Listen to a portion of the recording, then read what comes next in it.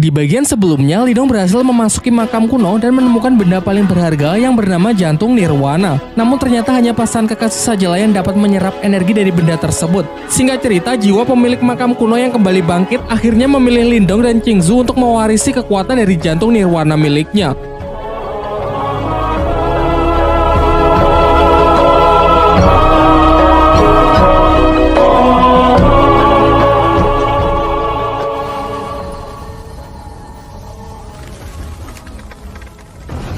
Setelah proses selesai, Lindong segera keluar dari kepulan asap dan berlari meninggalkan kuil. Dari arah belakang, Qingzu yang sangat marah menyerangnya dan mengatakan kalau Lindong harus mati karena telah berani menodainya. Meskipun Lindong sudah berusaha menjelaskan kalau tadi ia hanya ingin menolong saja.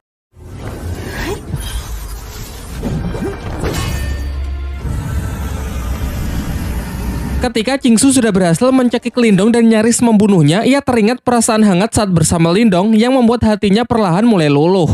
Di tengah keributan tersebut, Ling Langtian beserta dua ketua tim lainnya sudah sampai dan langsung menerobos ke dalam kuil untuk mengambil jantung nirwana. Dan tentu saja benda tersebut sudah tidak ada. Tetapi mereka nampak tak keberatan jika memang Qingzu yang lebih awal sampai dan mengambil jantung nirwana tersebut terlebih dahulu. Setelah percakapan singkat itu, Qingzu menarik tangan Lindong dan berbisik tentang urusan dengan Lindong yang belum selesai. Di waktu yang bersamaan, Lin Ke dan para anggota klan lainnya datang ke kuil makam kuno. Diperlihatkan, Wang Pan mengadukan kepada seniornya yang bernama Wang Yan kalau Lindonglah yang telah berebut senjata spiritual miliknya, yakni tombak pencakar langit. Qingzu yang tak ingin ikut campur dalam pertikaian itu sehingga memutuskan untuk keluar terlebih dahulu dan menunda urusannya dengan Lindong. Sementara Lindong menanggapi tuduhan tersebut tegas mengatakan kalau sejak awal seluruh benda di makam kuno bukan milik siapapun sehingga karena ialah yang mengambilnya terlebih dahulu maka benda tersebut otomatis menjadi miliknya.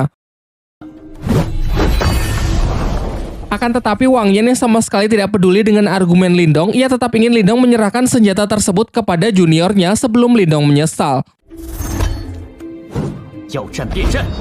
Di sisinya, Ling Ke mencoba membela Lindong dan bersedia bersaksi bahwa Lindong memang tidak bersalah.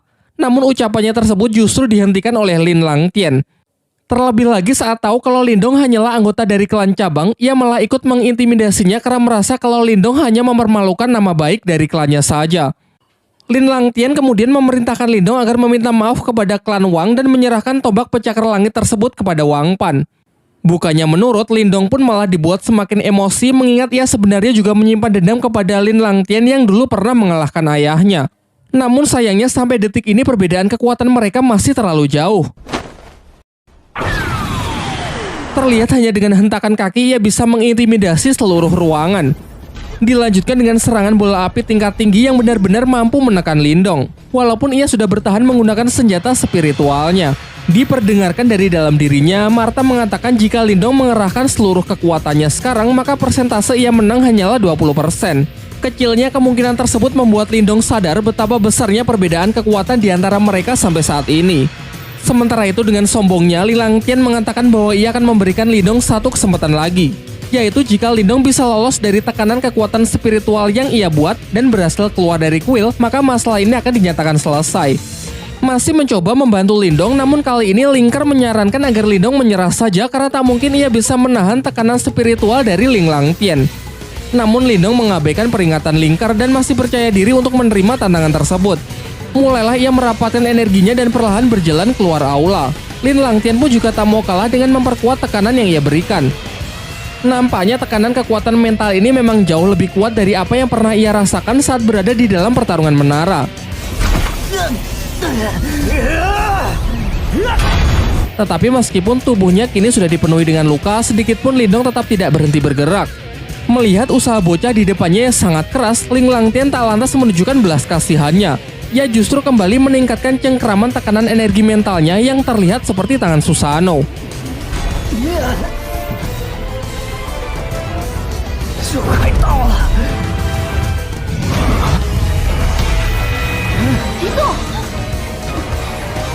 Ketika Lindong sudah benar-benar kehabisan tenaga dan nyaris hilang kesadaran, ia teringat mengenai adik dan keluarganya yang seketika membangkitkan semangat dan energinya sehingga ia berhasil menang dengan menginjakan kakinya tepat di luar kuil.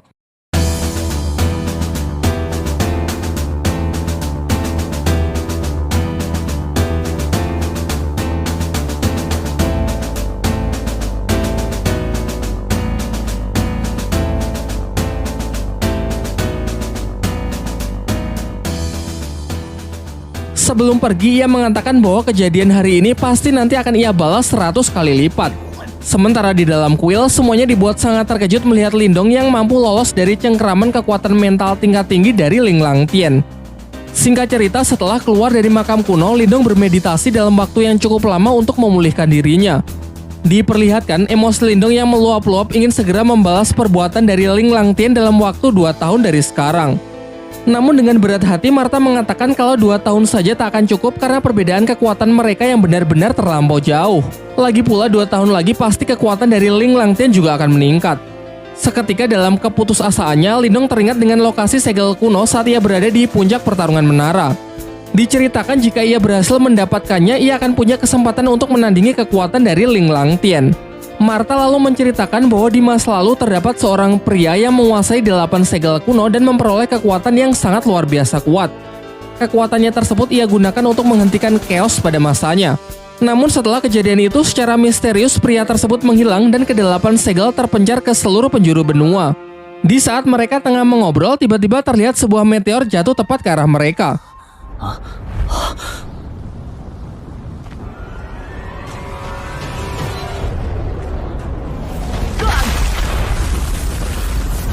Dan ternyata bukannya meteor, melainkan tombak naga emas milik Wang Yan, ketua klan Wang yang tadi sempat bersinggung tegang dengan Lindong.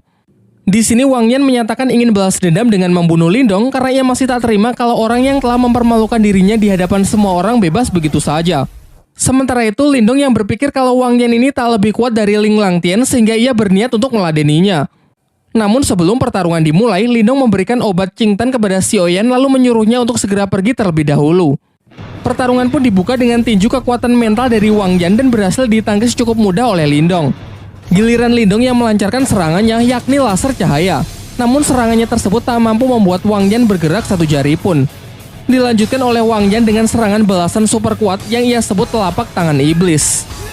Lindong pun bergerak cepat dengan mencoba menahannya menggunakan tombak pencakar langit. Dari sini ia baru sadar bahwa pemilik makam kuno telah menanamkan beberapa teknik rahasia sehingga kini tombaknya menjadi jauh lebih kuat. Akibatnya serangan Wang Yan pun dapat ia pukul mundur, dilanjutkan dengan hantaman keras dari teknik mental transformasi berwujud seekor ikan biru.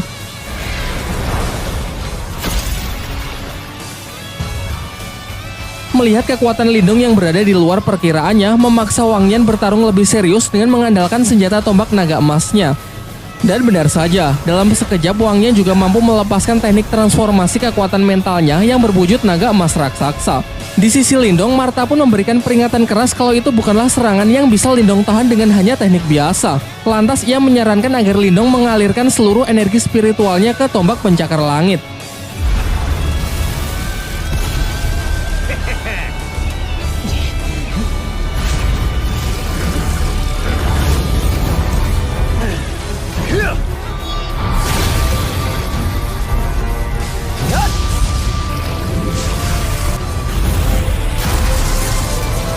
Bentrokan kekuatan dahsyat tersebut melemparkan Lindong menghantam keras batu jauh di belakangnya.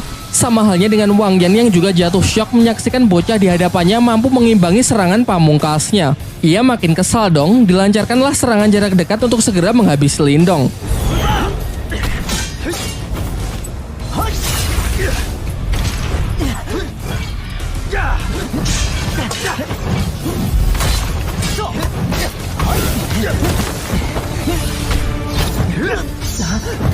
Ketika Wang Yan nyaris menusukkan tombaknya, terdengar benturan keras yang ternyata berhasil ditahan dengan boneka spiritual yang Lindong dapat dari makam kuno sebelumnya.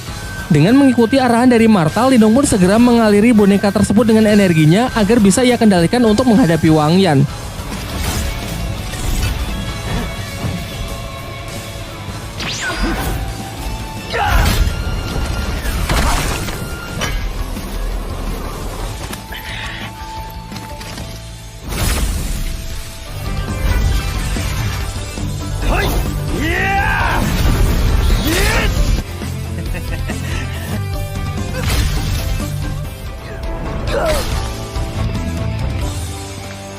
Di saat pertarungan telah berakhir, Lindong berniat langsung membunuh Wang Yan, namun sebuah penghalang ungu misterius mencegahnya.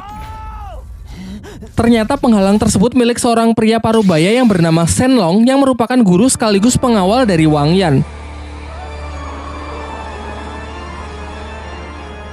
Shenlong pun menjalankan perintah dari Wang Yan untuk segera merapalkan sebuah teknik super kuat yang bahkan tak sanggup ditahan oleh boneka spiritualnya. Inilah definisi kukira Baiwan ternyata bawa kawan, membuat Lindong terpaksa mundur karena tenaganya telah banyak terkuras dalam duelnya melawan Wang Yan.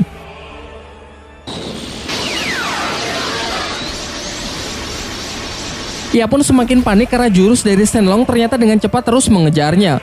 Martha pun juga berusaha bertindak dengan menyuruh Lindong mengaliri segel rubah di tangannya agar ia bisa membantu melenyapkan serangan yang mengejarnya tersebut.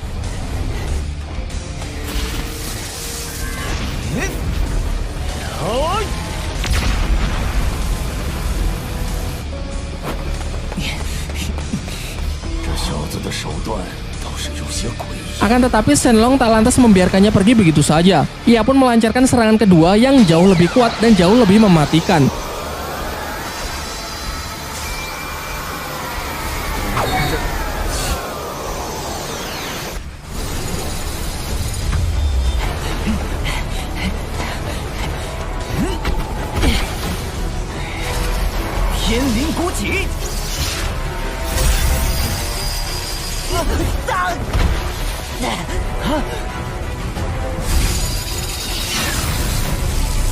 Di detik-detik sebelum serangan itu melenyapkan Lindong, Qingsu si gadis teratai datang dan berhasil menyelamatkan Lindong.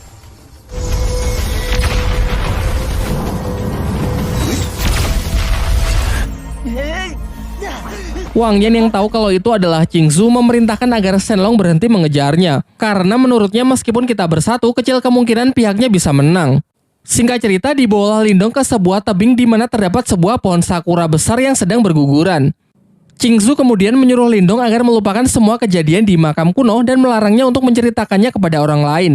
Lindong yang merasa sangat kesal berkata apakah ini karena dirinya yang masih belum cukup kuat untuk bisa disandingkan dengan dirinya. Dan pahitnya Qingsu mengiyakan hal tersebut, karena memang level mereka yang terpaut terlalu jauh.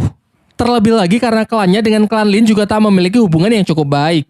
Namun dari semua kenyataan pahit itu, Qingsu memberinya harapan dengan mengatakan akan menunggu Lindong menjadi lebih kuat. Setidaknya sampai Lindong bisa memenuhi kualifikasi untuk mengikuti sebuah pertandingan yang disebut Konferensi 100 Dinasti. Mendengar hal itu membuat Lindong merasa cukup lega, lalu berjanji bahwa ia tak hanya akan memenuhi kualifikasi, melainkan memenangkan pertandingan tersebut.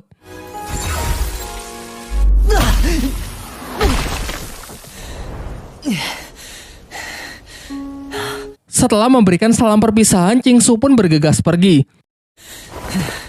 Setibanya di rumah, Lindong segera menyuruh Qingtan bermeditasi untuk memulai proses penyembuhan menggunakan air liur naga yang ia dapat dari makam kuno.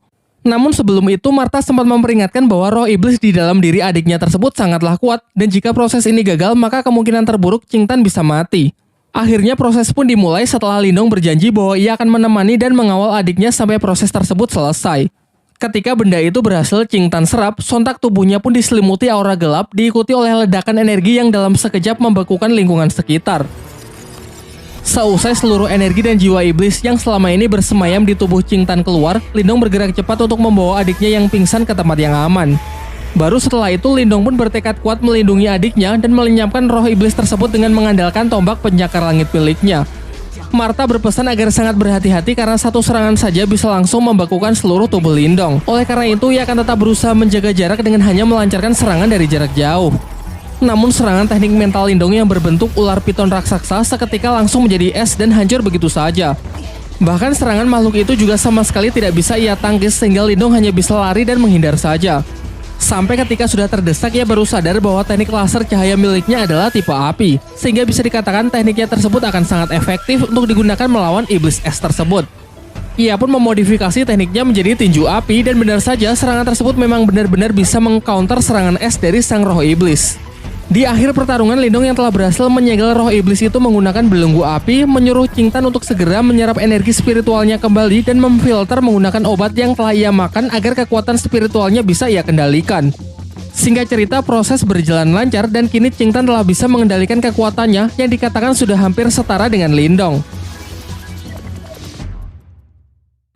Qingtanmu sangat senang karena sekarang tak lagi hanya menjadi beban, ingin ikut serta pergi berkelana bersama Lindong. Namun Lindong mengatakan bahwa ia akan lebih tenang jika Qingtan tetap tinggal untuk menjaga klannya selagi ia tak berada di rumah. Keesokan harinya bersama Martha dan Xiaoyan, Lindong pun berangkat untuk mencari segel spiritual leluhur demi lebih mengupgrade kekuatannya. dan tamat. Dari bagian 1 sampai bagian ke-8 saya telah membahas serial yang berjudul Martial Universe, yaitu season 1 dan season 2. Dikarenakan season ketiganya yang belum rilis, sehingga bagian ke-9-nya juga belum bisa dibuat. Jadi untuk semuanya dimohon bersabar dan nikmati dulu saja konten-konten lain yang akan segera diupdate di channel Julian The Movie.